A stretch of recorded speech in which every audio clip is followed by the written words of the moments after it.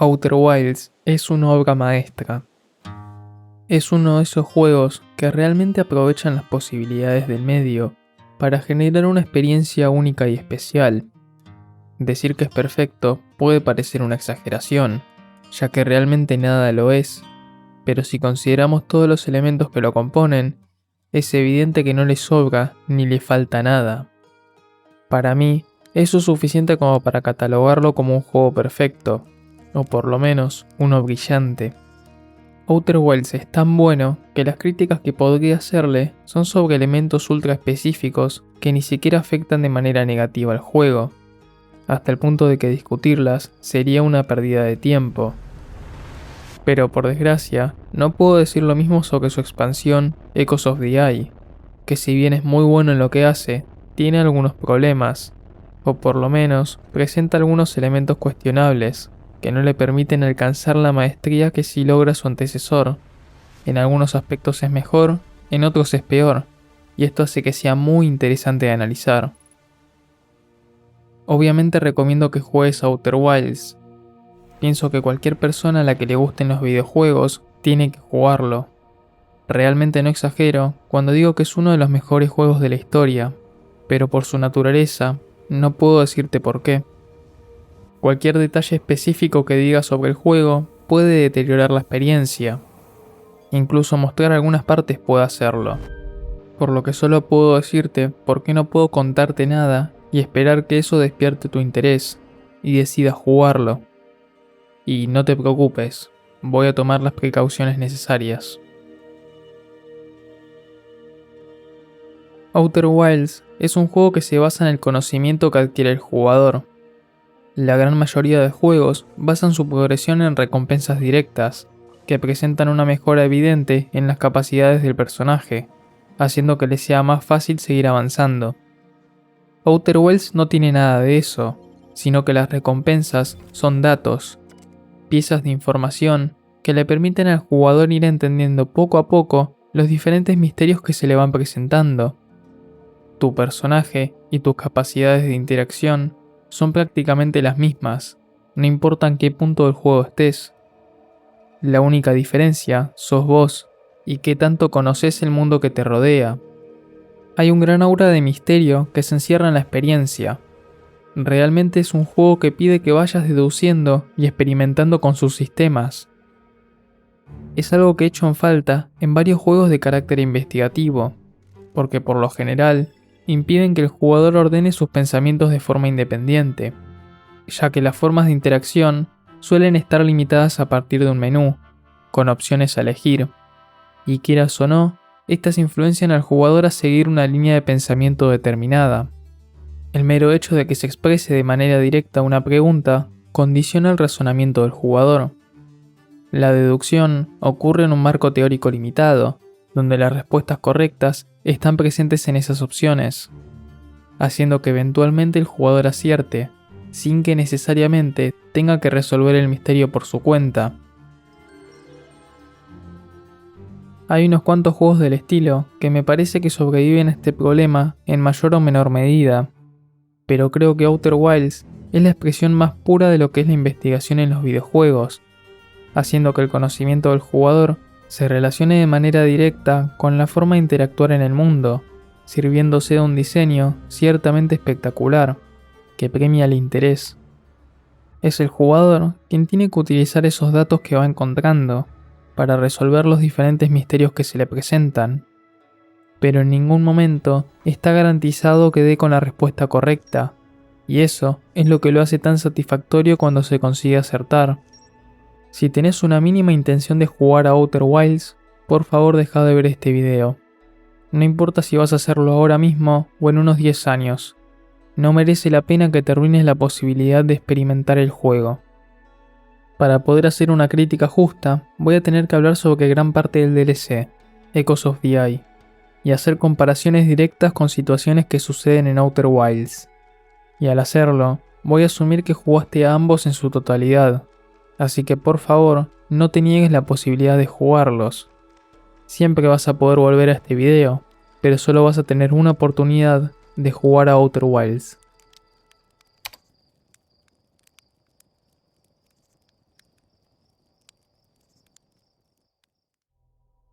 Este tipo de juegos tienen una triste realidad que les acompaña. Solo pueden ser experimentados una vez. Por supuesto que no hay nada que te impida jugarlos múltiples veces, pero por su naturaleza, la primera vez va a ser única e irrepetible. Podés contemplar y admirar los detalles que no percibiste en ese entonces, pero el elemento de misterio y de sorpresa desaparece casi por completo. Todos los juegos realmente generan esta sensación, en mayor o menor medida, pero en muchos casos se presentan elementos jugables que no dependen del misterio, ya sea el sistema de combate, sistema de misiones, progresión y recompensas tangibles.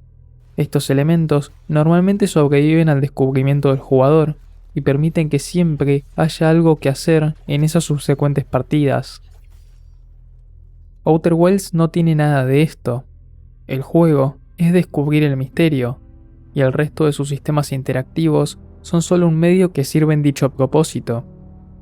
Es por esto que es imposible rejugarlo, porque al hacerlo estamos jugando un juego diferente, uno sin misterios y por lo tanto sin propósitos.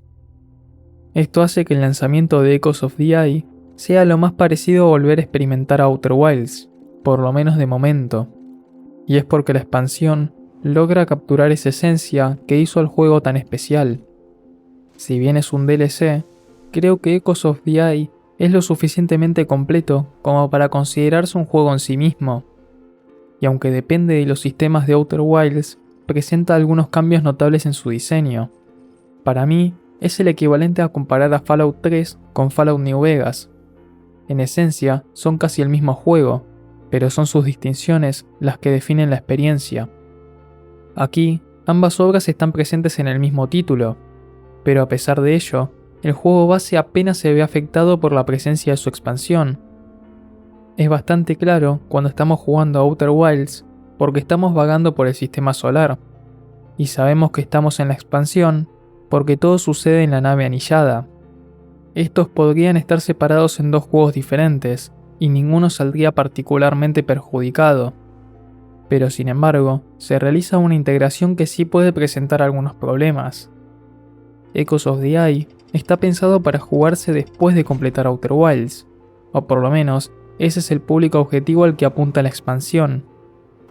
Si bien contemplan la posibilidad de que esto no sea así, haciendo cambios en la secuencia final según la información que el jugador conoce, lo cierto es que ambas obras son relativamente cerradas, pero al formar parte del mismo juego, es posible que el jugador pase de uno a otro sin saber que está mezclando estas dos experiencias. La información que se aprende en Echoes of the Eye sirve para complementar algunos elementos narrativos que quedaron pendientes en Outer Wilds. Sin embargo, no hay ningún conocimiento que le sea de ayuda para completar el juego base. Los conocimientos adquiridos en Echoes of the Eye solo pueden ser aplicados en la nave anillada, y los conocimientos de Outer Wilds solo sirven en el sistema solar. Salvo unas mínimas excepciones, como el funcionamiento de la materia fantasmal, las respuestas obtenidas sirven para resolver misterios o problemas concretos que están ligados a un espacio determinado. Descubrir cómo funcionan los paneles de teletransporte solo sirve para moverse en los espacios donde habitaron los Nomai. El entendimiento de su tecnología no sirve de nada para avanzar en Echoes of the Eye, porque la infraestructura del forastero está basada en otro tipo de mecanismos completamente distintos. No hay ningún beneficio en jugar ambas experiencias en paralelo, porque los conocimientos adquiridos solo sirven en su propio espacio, y seguir dos tramas de esta manera solo puede prestar a la confusión. No están pensadas para jugarse en simultáneo, y por lo tanto, el hecho de que se pueda hacer resulta por lo menos cuestionable. Sería como estar mirando una serie y que cada X capítulos te pongas a ver un spin-off basado en uno de los personajes de esa misma serie, pasando de una a la otra de forma constante. El spin-off va a tener referencias a la serie que le dio origen, pero la conexión termina allí. El espectador apenas tiene un incentivo para hacer esto, y está claro que no es la forma intencionada de mirar ninguna de las dos series. Al hacerlo, estarías interrumpiendo las tramas de forma activa y mezclando dos experiencias que no están diseñadas para verse en conjunto, al menos no de esa manera. Para mí, No merece la pena la integración de Echoes of the Eye en Outer Wilds, por la posibilidad de que alguien arruine su experiencia de forma involuntaria. Para alguien que ya completó el juego, es fácil identificar lo nuevo de lo anterior, pero para el jugador que recién inicia no resulta tan claro. En términos de diseño, la forma en que se desentrañan los misterios en Echoes of the Eye es bastante similar a la experiencia principal, pero son los propios interrogantes y la forma de resolverlos lo que les da este carácter novedoso. Los conocimientos previos no son aplicables para resolver los problemas que se nos presentan, y eso es lo que nos permite volver a conectar con esa primera experiencia en Outer Wilds. La tecnología de esta nueva especie significa una serie de nuevas reglas que aprender, nuevas sorpresas que encontrar y un nuevo entorno con el que familiarizarnos. Más que una expansión del juego base, se siente como una adaptación, donde toman aquellos elementos fundamentales y los modifican para generar algo nuevo, que si bien remite a lo anterior, es una obra en sí misma. Esto está especialmente logrado por el gran diseño de niveles que presenta. El sistema solar de Outer Wilds es una serie de espacios que están físicamente separados entre sí, pero que se relacionan gracias a que avanzar en un planeta proporciona información útil para avanzar en otro, causando que el jugador vaya moviéndose constantemente por diferentes sitios, pasando por todos los planetas y enfrentándose a sus ecosistemas, renovando constantemente la exploración. Los planetas normalmente tienen varios puntos de interés, pero una vez logramos acceder a esos espacios concretos, el juego no nos da un motivo para volver. Echoes of the Eye logra capitalizar mejor sus puntos de interés, logrando esconder secretos en plena luz del día y expandiendo sobre las mismas zonas que ya recorrimos en su momento. Esto es posible gracias a que aprovechan más el espacio disponible. Apenas hay lugares vacíos, o por lo menos esa es la sensación que se tiene jugando, ya que los puntos de interés suelen ser densos, teniendo múltiples segmentos que explorar y ocultando ciertas entradas, incluso cuando éstas son visualmente perceptibles. A pesar de ser esencialmente un único planeta, su funcionamiento es muy parecido al del sistema solar. Esto es bastante admirable.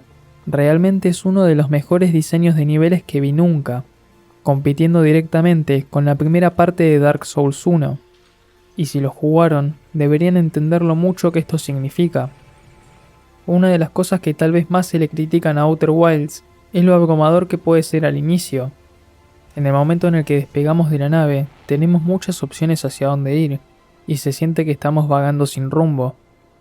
Sin duda sorprende, pero puedo entender que para muchos signifique demasiado. Pareciera como si los desarrolladores hubieran tenido en consideración este argumento, y lo aplicaran en el diseño de Echoes of the Eye. La forma en que llegamos al forastero se desarrolla de forma prácticamente lineal. Vamos a la torre de comunicaciones, de ahí al satélite, aterrizamos en la entrada de la nave, avanzamos hacia una sala, y desde el primer momento tenemos una dirección hacia dónde ir. Recorremos el forastero siguiendo un orden determinado. La balsa en la que estamos va a ser la principal forma de movimiento en este lugar, y siempre vamos a desplazarnos en la dirección en que nos lleve el río, teniendo que pasar por todas las zonas intermedias hasta llegar al destino. Puede parecer un detalle menor, pero esto nos ayuda a que nos familiaricemos con el lugar fácilmente, que entendamos dónde están ubicadas las cosas y nos adecuemos al espacio que vamos a recorrer en todo el juego. Intentar moverse sin la balsa resulta poco eficiente, y caer en según qué zonas del río puede llevarnos a una muerte segura. Si bien no es necesaria, somos altamente incentivados a hacer uso de ella. En ese aspecto, se puede decir que funciona como un reemplazo de la nave, lo cual me genera sentimientos encontrados. Por un lado, me gusta mucho la dinámica de la balsa. Hay algo bastante disfrutable en el movimiento y en la forma de controlarla, manejando las direcciones con la linterna y saltando de lugar en lugar. Pero la relación con la nave era algo bastante importante en el juego base. No solo era una forma de desplazarse más eficiente, sino que también funcionaba como un campamento temporal, al que siempre volver, ya sea para recargar el oxígeno, el combustible o recuperar la salud. El mismo propósito de que estos sistemas tengan un límite es que eventualmente volvamos a la nave, y que siempre queramos mantenernos relativamente cerca de ella. Si vemos los trailers del juego, los propios creadores remarcan esta relación. La naturaleza de los propios planetas puede hacer que nos separemos y que a causa de ello estemos perdidos, confinados a quedarnos atrapados en ese lugar sin una forma de reponer nuestras reservas. Y también, esos momentos donde intentamos recuperar la nave constituyen una de las formas de distracción más interesantes que se plantean en el juego. Nos desviamos momentáneamente del misterio para iniciar esta búsqueda, que nos obliga a utilizar el espacio a nuestro favor y haciendo recorridos poco convencionales para lograr nuestro objetivo. Incluso cuando no estábamos utilizando la nave, nuestra forma de desplazarnos siempre se veía influida por la necesidad eventual de volver a ella, como una especie de imán que nos atrae desde la distancia. Entiendo que el diseño del forastero hace imposible que se mantenga esta dinámica. Solo hay una instancia donde se utiliza la nave y realmente no cuenta por lo poco que se aprovecha. Probablemente haya sido lo mejor el cortar de raíz esta relación para permitir que el diseño de la expansión pueda brillar. Pero mentiría si dijera que es algo que no se echa en falta. Y de forma indirecta, al deshacerse de la nave, el sistema de oxígeno y combustible carecen de sentido en Echoes of the Eye. Los árboles de la zona garantizan que siempre tengamos para respirar, y los tanques de combustible son bastante accesibles. En vez de funcionar como unas mecánicas para que le den cierto dinamismo al juego, resultan en un problema que los desarrolladores tuvieron que acomodar para que no perjudiquen la experiencia, volviendo a estos sistemas virtualmente inútiles. Outer Wilds y Echoes of the Eye son al mismo tiempo iguales y diferentes. Estos cambios que marco son concesiones necesarias para permitir la existencia de la expansión, pero a pesar de las diferencias, ambos juegos apuntan a lo mismo. A algunos les va a gustar más uno que otro, por múltiples motivos. Personalmente, admiro a ambos, pero tengo que reconocer que Outer Wilds me parece mucho más elegante en la forma de resolver su diseño, mientras que Echoes of the Eye se ve restringido al sistema que tiene heredado, y las comparaciones en algunos aspectos le resultan desfavorables por su integración con el juego base, siendo otro motivo por el que creo que no deberían coexistir en un mismo escenario, ya que esto probablemente limitó su creatividad. Si todavía no jugaste a ambos juegos, todavía estás a tiempo de dejar de ver este video, pero a partir de ahora voy a hablar en completo detalle sobre la expansión, así que considera esto como el último aviso de spoilers que voy a darte, ya que vamos hacia un punto de no retorno.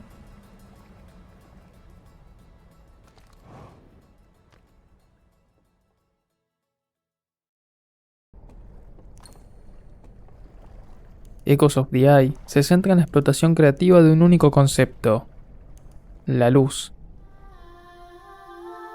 Esta parece ser la idea disparadora que le dio forma a toda la expansión. La presencia de la luz como un elemento interactivo atañe consigo una relación binaria con la que se juega constantemente. Un objeto está iluminado o no lo está. Donde hay luz, también hay sombras y por lo tanto, oscuridad. Este pasaje entre ambos estados provoca una serie de interacciones a lo largo del juego, y muchos de los secretos del forastero trabajan sobre esta idea. Las puertas se abren con la luz, al igual que los ascensores se activan con ella. Para poder revisar las películas necesitamos una fuente que ilumine la pantalla. Estas son algunas de las interacciones que vamos a tener al inicio del juego, y poco a poco se nos presentan nuevas mecánicas que expanden estos conceptos. Por lo general, los puzzles no suelen requerir interacciones complejas, sino que la gracia de muchos de estos recae en darse cuenta de cuál es la solución, o de percatarse siquiera de que hay un problema. Al ser un juego de sistemas, donde se siguen una serie de reglas universales, es posible adelantarse a las soluciones, ya sea de forma accidental o a partir de una corazonada. Esto es uno de los factores que hacen de cada partida algo especial. Al no estar restringida a una serie de pasos concretos a seguir en un orden determinado, se pueden producir estos razonamientos alternativos, y el jugador es premiado por experimentar. Cada lugar se resignifica en base a los conocimientos del jugador. Las iglesias en un principio parecen simples decoraciones, pero luego descubrimos que tienen un rol mucho más importante.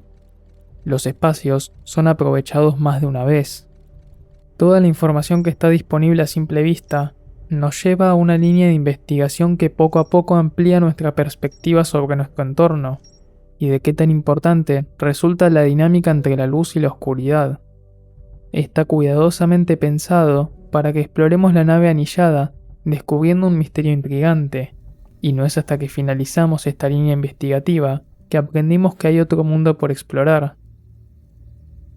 Mientras Outer Wilds nos abrumaba con múltiples posibilidades desde el inicio, Echoes of the Eye oculta una parte importante de su contenido, y nos guía hasta un punto donde nuestras expectativas son completamente superadas.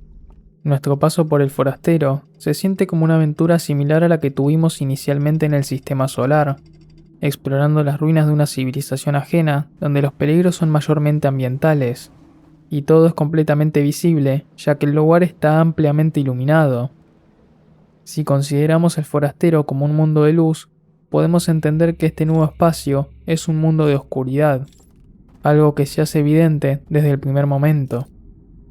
Aquí el tono tiende hacia el terror clásico, con ambientes oscuros y un campo sonoro silencioso, pero con ciertos matices inquietantes.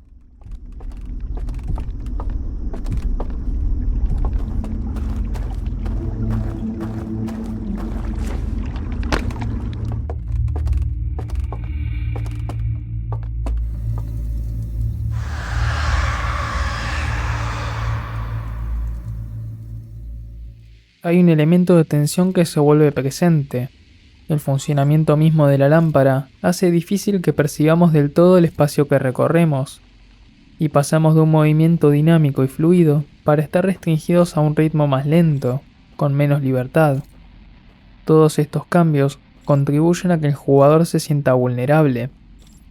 Este cambio de tono parece adecuado, sobre todo teniendo en cuenta que es históricamente común el asociar a la oscuridad con el género del terror.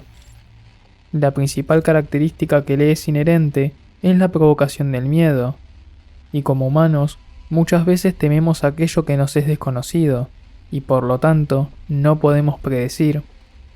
El miedo se potencia al no saber qué esperar, y qué mejor que la oscuridad para ocultar aquello tan peligroso.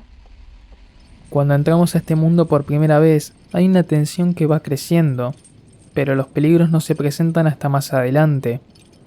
Podemos decir que toda la expansión se divide en 3 etapas, que en mi experiencia ocupan un tiempo de juego similar. Toda esta introducción, donde exploramos el Forastero de forma semilineal, abarcaría la primera parte, que finaliza en el momento en el que entramos al mundo oscuro. En esta segunda etapa, podemos decir que el ciclo jugable empieza a funcionar en su máxima expresión. A medida que descubrimos el mundo oscuro, vamos encontrando callejones sin salida y pistas que nos indican nuevos secretos en el Forastero. Se produce un ida y vuelta entre ambos mundos que se asemeja bastante a la experiencia en Outer Wilds. Este mundo oscuro significa también una serie de nuevas reglas que aprender. Algunos elementos y estructuras aparecen o desaparecen en función de si están iluminados o no, y estas manos permiten teletransportarnos de un punto a otro con tan solo hacerle foco con la linterna. Las mecánicas que aprendimos en la primera etapa sirven para que sea más fácil que entendamos esta dinámica de la luz y que lo tomemos como un factor a tener en cuenta para avanzar. Muchos de estos elementos podemos aprenderlos utilizando la intuición, pero el juego se asegura de que aprendamos algunas bases para evitar que nos frustremos en exceso. Esta segunda etapa es de exploración y experimentación pura. Las pistas que aprendemos en el mundo oscuro nos enseñan nuevos lugares en el Forastero, que a su vez nos enseñan nuevos caminos en el mundo oscuro. Hay algo bastante satisfactorio en esta forma de progreso constante, y el cómo nuestra curiosidad se ve premiada con respuestas y nuevos interrogantes. En un inicio, no sabemos cuál es nuestro objetivo realmente, y poco a poco vamos descubriendo qué hacer. Para mí, esta segunda etapa finaliza cuando ya no tenemos que volver al Forastero en búsqueda de respuestas, y solo nos queda pendiente el explorar 3 grandes espacios en concreto. En este punto, podemos decir que inicia la tercera etapa, una donde el terror empieza a estar presente, y donde también se da una de mis mayores decepciones con la expansión. La primera vez que jugué a Echoes of the Eye, sentí que el sonido fue particularmente efectivo para la construcción de la tensión. Algunos de los gritos, junto con los ruidos de algunas estructuras, me hicieron pensar que había un gran monstruo al acecho.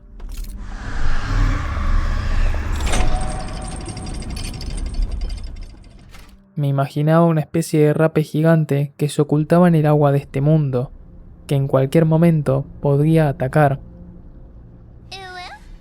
Obviamente no es justo usar estas expectativas para medir la efectividad del terror, pero ciertamente sirve para ilustrar que uno de los elementos claves del género es no revelar al acechante, o por lo menos no del todo. Durante ese tiempo en que mi imaginación llenaba los huecos vacíos, se construía una tensión interesante. El hecho de que sea posible que exista algo así me hacía actuar con cautela, incluso si era una idea descabellada. Pero al encontrar a los verdaderos enemigos, toda la experiencia se volvió bastante peor. No solo es la decepción entre la expectativa y la realidad que inevitablemente iba a suceder, sino que en ese preciso momento descubrí que el tipo de terror al que apuntaba el juego es uno que no me gusta para nada, ni siquiera un poco. En mi mente, el género del terror en los videojuegos se divide en dos grandes grupos, aquellos en los que podés defenderte y en los que no. En el primero, el juego te da una serie de herramientas con las que podés contrarrestar los peligros, teniendo diferentes opciones para evitar los encuentros o pudiendo atacar de forma directa a los acechantes. Generalmente se basan en la gestión de recursos y el jugador es premiado por el uso inteligente de los mismos. En el segundo grupo, el jugador no tiene forma de defenderse. Sus formas de interacción están limitadas al movimiento y a algún que otro elemento de sigilo, haciendo que su principal forma de lidiar con los peligros sea a partir de la huida. Y este es el grupo que me parece más problemático, porque además de ser un uso del terror que ya se utilizó en incontables ocasiones, su interacción resulta demasiado simple y por lo tanto poco interesante. Y el ciclo jugable puede reducirse a lo siguiente: explorar con cautela, encontrarse con un enemigo y escapar hacia un lugar seguro. Al no tener más matices en la interacción, el grado de castigo por lo general es bastante reducido, para no resultar injusto. Fallar o morir normalmente significa perder solo unos minutos de progreso. Y mientras más ocasionales se vuelvan estos encuentros, más tediosos resultan. Rara vez se produce un crecimiento en la habilidad del jugador, sino que solo tiene que aprender hacia dónde ir en cada encuentro concreto. Lo único que cambia es que tanto conoce el espacio a recorrer. La meta es alcanzar el siguiente lugar, cosa que eventualmente vamos a lograr. Los enemigos que encontremos solo retrasan este hecho, forzándonos a aprender el camino correcto en base a la prueba y el error, y no por una interacción creativa donde se nos premie por nuestro ingenio. Entonces, mi problema con este tipo de terror es que los enemigos no asustan, sino que solo retrasan de forma artificial la llegada al siguiente destino. Esto se puede visualizar fácilmente al comparar el tiempo que nos lleva a recorrer los escenarios cuando hay enemigos y cuando no. La diferencia es increíblemente notable. Sin embargo, esta es una problemática que yo siento respecto al género. Algunos de ustedes pueden encontrar valor en las persecuciones, y es algo totalmente válido. Pero yo no puedo evitar sentir que este tipo de interacciones son solo molestias que me hacen perder el tiempo. Así es como viví estos momentos jugando Echoes of the Eye, porque en mi forma de percibirlo se convirtió de pronto en un juego genérico de terror, al que estaba forzado a jugar, ya que realmente quería completar la expansión. En ese punto ya estaba bastante involucrado como para abandonarlo. No había forma de que no llegue al final. Realizar un cambio tan drástico en términos de interacción sin dudas es algo arriesgado, porque como desarrollador necesitas que los jugadores acepten ambos géneros.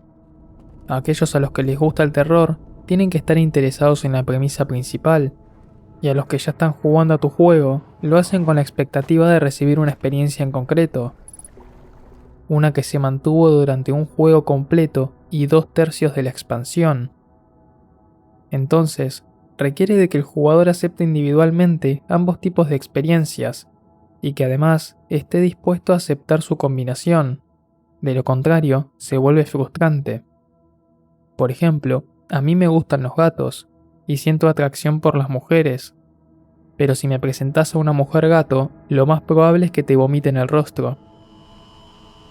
Outer Wilds tenía elementos de terror en el planeta de Espinoscuro. Justamente, los rapes son lo único que se pueden considerar como un enemigo, pero incluso estos apelaban a la esencia del juego, donde el conocimiento te permite avanzar. Necesitas descubrir que son ciegos y que solo te detectan si haces ruido, pudiendo utilizar esta información para evitar los encuentros con ellos a partir de un uso inteligente del movimiento. Si bien técnicamente eran enemigos, funcionaban como un puzzle más del juego. No hay otra forma de superarlos, y por lo tanto, el jugador es desincentivado a seguir intentándolo hasta tener los conocimientos suficientes. Pero si los búhos te ven, solo puedes escapar y esconderte, y la forma en que funciona la linterna hace que si querés saber hacia dónde ir, tengas que exponerte a que te descubran. Por lo que si bien podés conocer cómo avanzar, esa información no te sirve para salvarte de ellos. No se parece en nada a la forma de interactuar en el resto del juego. O eso es lo que creía en un principio. Los búhos siguen siendo tediosos, eso no cambia nunca. Mi interacción con ellos fue increíblemente frustrante e impactó negativamente mi experiencia. Pero el hecho de que funcionen así tiene un propósito. Seguramente saben que estos encuentros suceden en 3 lugares en concreto, cada uno guardando una información clave que necesitaremos saber para completar el juego. Por supuesto que es posible superar estas secciones intentando esquivar a los búhos, interactuando como si fuera un juego de terror genérico, y de hecho es lo que hice en la mayoría de ellas cuando lo completé por primera vez. Sin embargo, la idea de que el terror sea tan jodidamente tedioso es justamente para que queramos evitar este tipo de situaciones, que intentemos llegar a nuestro destino a partir de métodos no convencionales que requieran de un pensamiento lógico, algo que puede funcionar como un indicio de lo que necesitaremos hacer para finalizar el juego. Concibiéndolo de esta manera, la presencia del terror en Echoes of the Eye no resulta del todo en una mala implementación. Funciona como una excusa para que intentemos pensar por fuera de la caja, pero no le quita los problemas que tiene. El jugador tiene cierta libertad para elegir cómo llegar hasta esos lugares, pero a costa de que una de las opciones sea pasar por un sistema mediocre.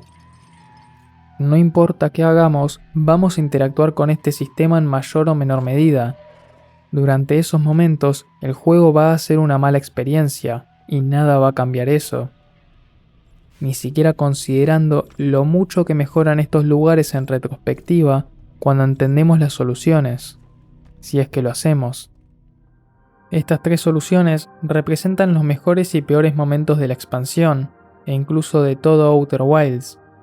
2 de estas me parecen una absoluta genialidad en términos de diseño, y una me parece tan poco inspirada que realmente me sorprende que haya llegado a formar parte de la versión final del juego, y prometo que no estoy exagerando.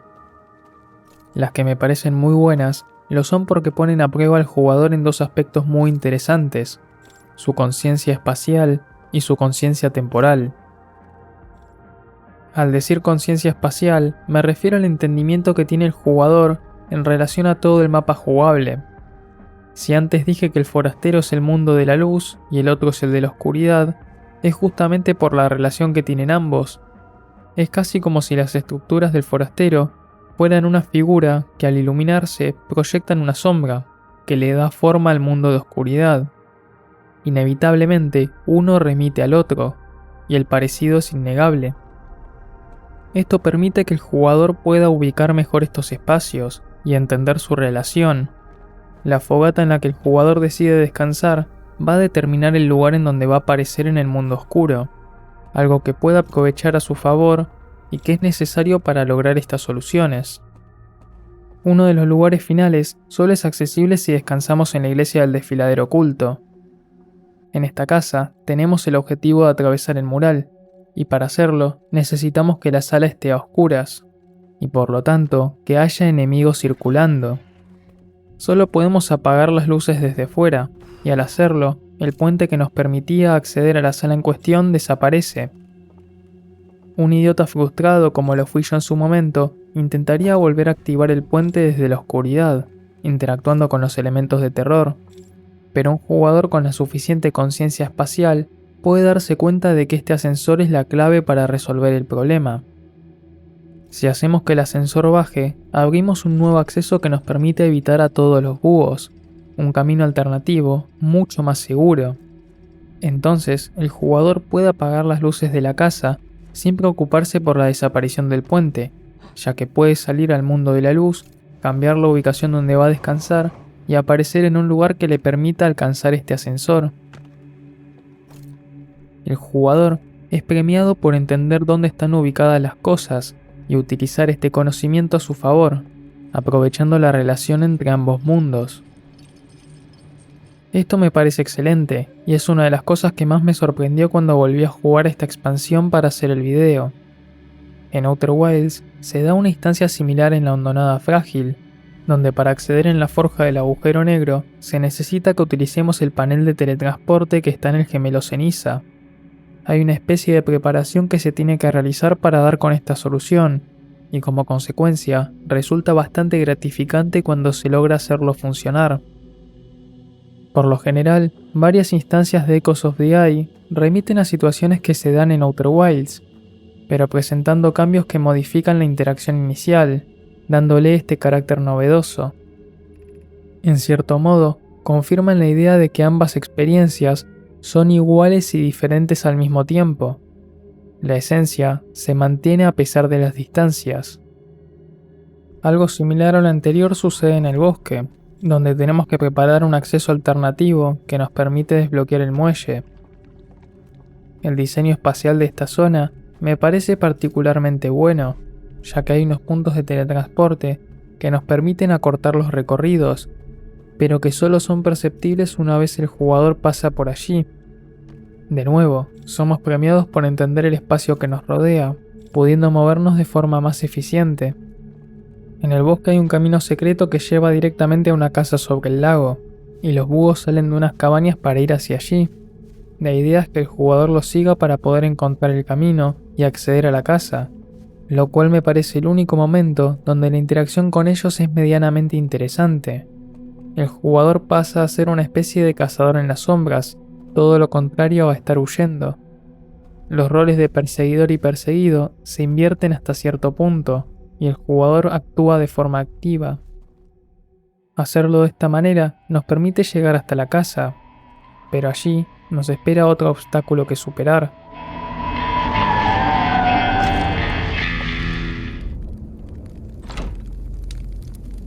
Particularmente me resulta bastante cómica esta interacción, cómo la música se detiene cuando llegamos y todos los búhos de la casa nos observan con interés. Se da un momento de tensión donde ambas partes esperan a ver qué pasa. Es un detalle ínfimo, pero me encanta. Nunca lo logré, pero creo que es teóricamente posible esquivarlos y atravesar la fogata. Pero ciertamente no resulta en una solución ideal.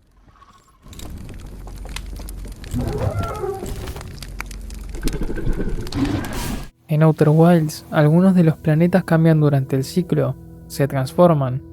El gemelo brasa se llena tapando de arena las cuevas, la hondonada frágil se va destruyendo a pedazos, y el intruso se deshiela en función de su cercanía con el sol. Echoes of the Eye utiliza la destrucción de la represa como el evento que determina los cambios en el mapa. El río se desborda y muchas de las estructuras se inundan, incluyendo la iglesia que nos permite aparecer en el bosque oscuro. Cuando esto sucede, el lugar deja de ser accesible, a no ser que abramos la puerta que conecta al muelle. Aquí la conciencia temporal funciona a partir del entendimiento de cuándo ocurre la inundación, y relacionar ese hecho con la desaparición de los búhos en el bosque, algo que podemos deducir cuando nosotros mismos despertamos si es que habíamos descansado en su misma iglesia. Este conocimiento se complementa con la conciencia espacial, al tener que recurrir a otra fogata y llegar al bosque utilizando el muelle que debimos desbloquear previamente. De nuevo, hay un factor de preparación, basándose en la observación crítica del entorno. Estos dos momentos que describí son de lo mejor del juego, porque el jugador siempre tiene que presentar algo de ingenio por su parte, y la interacción es lo suficientemente compleja para que no sucedan sin querer. Claro que puede darse cuenta de estos detalles por pura casualidad, pero siempre tiene que ejecutar un plan en base a ellos. Tampoco hay pistas directas de cómo resolver estas problemáticas, sino que se dan por intuición pura. Se pone a prueba su comprensión espaciotemporal de un modo ciertamente complejo. Y es por esto también que la tercera zona me resultó tan decepcionante. En vez de que sea posible utilizar el entorno de forma ingeniosa para evitar la interacción con los búhos, la solución para este lugar es simplemente manipular su inteligencia artificial.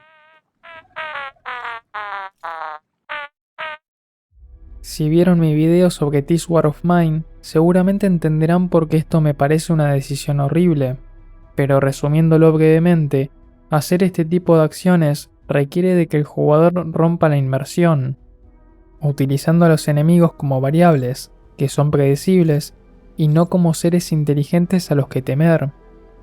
En vez de pensar una solución que sea coherente dentro del propio juego, se está aprovechando de una debilidad en el diseño.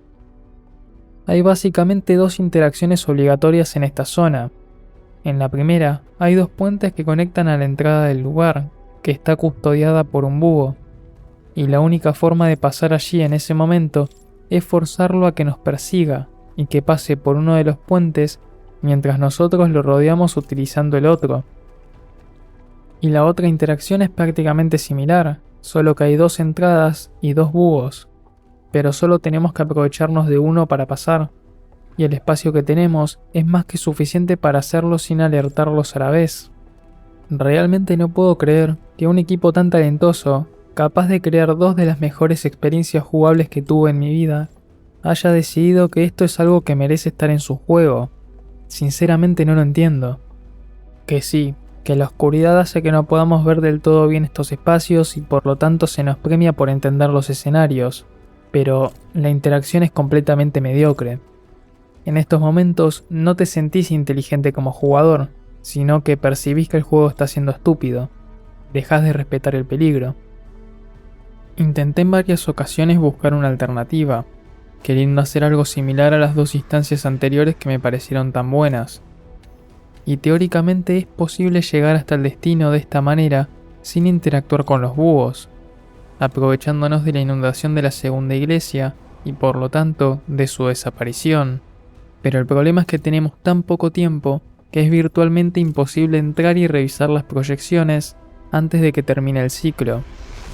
Y morir para no escuchar las campanas, no tener que apagar las luces y atraer a los enemigos no es la solución que el juego espera de nosotros. Y justamente es en este lugar donde deberíamos aprender esta regla, por lo que si el jugador supiera de su existencia, la interacción no tendría sentido porque no tiene un motivo para ir hacia allí. Es el único momento en todo Outer Wilds, incluyendo la expansión, donde me parece que hay un mal diseño, algo que ni siquiera es coherente con el resto de la obra. Mientras estaba haciendo este video, jugué y completé Dark Souls 2, o como a mí me gusta llamarlo, Elden Ring 0.5. Sin embargo, la razón por la que hago mención del título no es para hablar del juego en sí, sino para mostrarles una sección en particular. Lo que están viendo ahora mismo es un fragmento donde intento pasar por una zona sin pelear con los enemigos. Les pido que presten atención.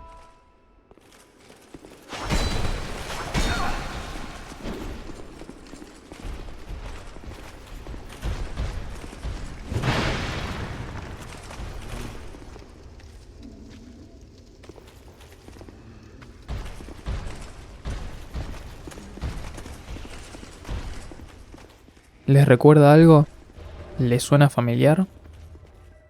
La interacción es casi exactamente la misma que en Echoes of the Eye. La parte con los dos caballeros tapando las entradas es la parte con los dos búhos. Y la parte con el hombre escudo es similar a la primera entrada donde hay que bordear al búho utilizando los puentes. No estoy diciendo que los desarrolladores se copiaron de Dark Souls 2. Eso sería una afirmación bastante estúpida, pero sí confirma mis sospechas de que esta interacción parece de otro juego, porque realmente pertenece a otro juego, uno que pretende dar una experiencia para nada cercana a Outer Wilds. Ambos juegos tienen enfoques completamente distintos. Uno se centra en el combate, el otro se centra en la investigación. Sin embargo, la situación aquí presente es la misma. En Dark Souls 2, esta es una sala más del montón, que nadie recordaría porque realmente no tiene nada interesante. El juego es consciente de ello, y la atravesás sin pena ni gloria. Pero para Echoes of the Eye, esta interacción parece ser una revelación increíblemente importante, merecedora de ser una de las secciones finales de un juego conocido justamente por su gran cuidado en el diseño de niveles. El problema no solo es la presencia de esto, sino la importancia que se le da. En ese aspecto, Echoes of the Eye es peor que Dark Souls 2. Hay partes que son absolutas genialidades, pero luego hay cosas como esta que parecen de otros juegos. Aunque el tipo de terror que plantea me parece horrible, puedo aceptarlo como una forma de que busquemos soluciones alternativas. Pero esta solución me hace pensar que este es el límite creativo al que llegaron los desarrolladores, o que sencillamente necesitaban de más tiempo para pulir el juego. Claramente son gente increíblemente talentosa, pero incluso ellos no pueden lograr la perfección, por lo menos no de nuevo. La necesidad de manipular la inteligencia artificial parece un placeholder, una solución temporal que ponen de momento hasta que se les ocurra algo mejor, y como eso no pasó, quedó así cuando se lanzó la expansión. Sinceramente parece poco inspirado, y creo que aquí se evidencia claramente esta problemática respecto a la creatividad, pero hay otros momentos del juego donde se puede ir percibiendo esta tendencia. Por ejemplo, en el forastero hay múltiples instancias donde la solución a un problema es entrar por un agujero, y ya está. De lo que recuerdo ahora mismo, pasa por lo menos 4 veces. Y hay una que no estoy contando porque el agujero se utiliza para salir de un lugar y no para entrar, lo cual lo hace más variado que el resto. En los demás agujeros la interacción es la siguiente. Quiero entrar a un lugar, veo un agujero, me meto por él y listo. Solo uno de estos es más complejo y es porque tenemos que bajar un ascensor para desbloquear el agujero. Entiendo que no hay muchas formas posibles de poner entradas en los diferentes lugares del forastero, sobre todo sin añadir nuevas mecánicas, pero realmente se siente como una sobreexplotación del recurso, producto de un problema creativo. En Outer Wilds, los agujeros funcionan como puntos intermedios donde hay que hacer más de una interacción para llegar a una zona. Solo recuerdo una instancia donde lo único que se nos pide es pasar por un agujero. En este caso, tenemos que sumergirnos en el agua para acceder por debajo a esta sección del abismo del gigante. Pero incluso este agujero tiene un propósito de trasfondo, y es que veamos el núcleo del abismo mientras pasamos por él. Así, el juego se asegura de que sepamos de su existencia y lo tengamos en cuenta para soluciones futuras. En Echoes of the Eye, estos agujeros son solo agujeros, y debo parecer un idiota por pretender otra cosa. No creo que estos sean solo problemas particulares, sino que son una tendencia de algo que se hace cada vez más evidente. Echoes of the Eye resuelve sus problemáticas de forma menos elegante que Outer Wilds, por lo menos en algunos puntos en concreto. Por ejemplo, para que nosotros sepamos cómo ir al forastero sin tener que pasar por el satélite en cada ciclo, el juego rompe la continuidad espacio-temporal, al hacer que en uno de ellos, el personaje que está con nosotros al despertar en la fogata, empiece a darnos de forma repentina un tutorial de cómo marcar las ubicaciones. O que Echoes of the Eye rompe la filosofía de que cada lugar es completamente accesible desde el inicio, y que solo depende del conocimiento que puede ser adquirido por la experimentación. Esto deja de ser verdad, por lo menos en la práctica, ya que hay una instancia donde estamos obligados a pasar por una zona anterior y a obtener un código para abrir una entrada. El resto de conocimientos en el juego realmente no se suelen olvidar, no importa qué tanto tiempo pase, pero no es razonable pretender que un jugador recuerde un código de 6 dígitos, por lo que lo más probable sea que el jugador lo anote. Y de forma discutible, el único momento de Outer Wilds donde sucede algo parecido es justamente en el final del juego. pero considero que su uso es adecuado para asegurarse de que el jugador no lo termine de pura casualidad. Salvo que tengas una memoria ultra prodigiosa, si querés rejugar a Echoes of the Eye y entrar a esta sala, vas a tener que pasar primero por el lugar donde está el código, o recurrir a una anotación. Incluso el otro código que se puede encontrar en la expansión puede ser obtenido utilizando un explorador en el interior de la estructura, por lo que realmente funciona como una alternativa al puzzle en caso de que no nos hayamos dado cuenta en su momento y necesitemos encontrarlo en otro lugar. La presencia de los códigos tienen un propósito mayor, ya que sirven para que creamos inicialmente que necesitamos obtener otras combinaciones para romper las cadenas y finalizar el juego. Una especie de engaño que motiva nuestra búsqueda. Su inclusión genera ligeros problemas, pero por lo menos tiene un justificativo. Creo que estos elementos indican que en cierto grado el juego sufrió de una crisis creativa, o que por lo menos necesitaban más tiempo para refinar algunos aspectos. Y tal vez estas problemáticas se remontan a la necesidad de que la expansión funcione dentro del juego base. En este punto solo puedo especular, pero también, al ser cuestiones tan pequeñas, nos muestra lo jodidamente bueno que es Echoes of the Eye. Ya le gustaría a la inmensa mayoría de juegos tener solo los problemas que tiene esta expansión. El resto del juego es espléndido, y sus problemas son solo los elementos que no están a la misma altura. Si lo quisiéramos comparar con Outer Wilds, incluso tiene puntos en los que creo que lo supera, como la interconectividad en el forastero, la construcción del misterio, y la forma en que se nos premia nuestro ingenio en determinadas situaciones. Y a mí en particular, me pareció bastante adecuado el acercamiento semilineal que tiene en el inicio.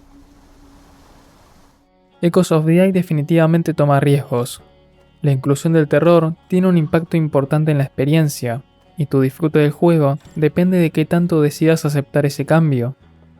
En mi caso, no me pareció un acierto por la forma tan directa en que suceden estas confrontaciones con los enemigos, pero puedo entender que haya gente a la que tal vez esto mismo le resulte atractivo. Si las 3 interacciones con ellos incentivaran a que el jugador demostrara su ingenio a partir del aprovechamiento creativo de sus conocimientos, podría simpatizar mejor con su inclusión. Sin embargo, la forma en que se desarrolló una de las zonas resultó en la única instancia del juego que podría catalogar como mala, que parece de otro juego. Resolver el final de Echoes of the Eye requiere de que apliquemos las reglas que aprendimos al final de cada uno de los lugares custodiados por los búhos. La forma de planificación que tiene que efectuar el jugador es similar a la que tiene que hacer para completar el juego base, pero en una escala algo menor. Me parece un clímax bastante adecuado. El juego sin dudas mantiene su carácter de experimentación. Cualquiera de estas 3 reglas pueden aprenderse a partir de la observación crítica y la curiosidad del jugador. ¿Qué pasa si me alejo de la lámpara? ¿O si caigo al vacío? ¿O que en un momento de frustración decida morir cerca de la fogata? Estos momentos, que pueden suceder por casualidad pura, hace que cada partida se sienta especial y diferente a la experiencia de cada jugador. Particularmente, el descubrir la regla de que al alejarse de la lámpara, el mundo virtual se hace visible, me sirvió como una herramienta más para poder planificar e identificar el entorno, y fue satisfactorio el poder utilizar las opciones del juego para abrirme paso de forma creativa. Desearía que más juegos abrazaran esta filosofía en su diseño. Realmente agradezco la oportunidad de volver a experimentar algo tan especial como lo fue Outer Wilds en su momento. Hay 2/3 del juego que me parecen maravillosos, y una parte final donde emocionalmente me siento dividido, con elementos que realmente no me gustan, pero con otros que merecen ser apreciados. Sin dudas es una experiencia de altos y bajos, aunque creo que logra capturar esa esencia que lo hacía único. No es perfecto, no es Outer Wilds, pero hay algunos ecos de esa obra maestra que todavía persisten en la expansión, y eso es suficiente para mí.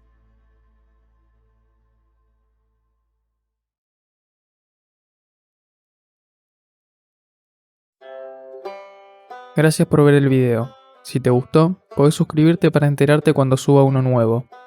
Estoy preparando un video que probablemente sea igual de grande que el de This War of Mine, incluso puede que más. Y como me va a llevar bastante tiempo, probablemente en el medio haga videos como el que acaban de ver. Disfruté mucho haciéndolo, y espero que ustedes lo disfruten al mirarlo. Aprecio mucho cualquier forma de apoyo al canal, ya sea dando like, compartiendo el video, dejando un comentario o visitando mi Patreon. Outer Wilds es uno de mis juegos favoritos, y me alegro que Echoes of the Eye exista. Asumo que cualquiera que llegó hasta esta parte del video comparte este sentimiento. De nuevo, gracias por verlo hasta el final, y nos vemos en el próximo.